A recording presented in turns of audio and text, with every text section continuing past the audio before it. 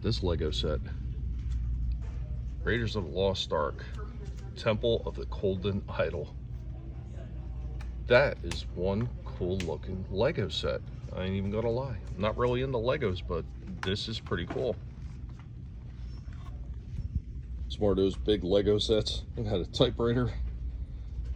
Got the DeLorean. And Optimus Prime again. Discovery. There's the Atari. Whole big bunches of Star Wars stuff. Land Speeder. TIE Bomber. He even got the Emperor's Throne Room.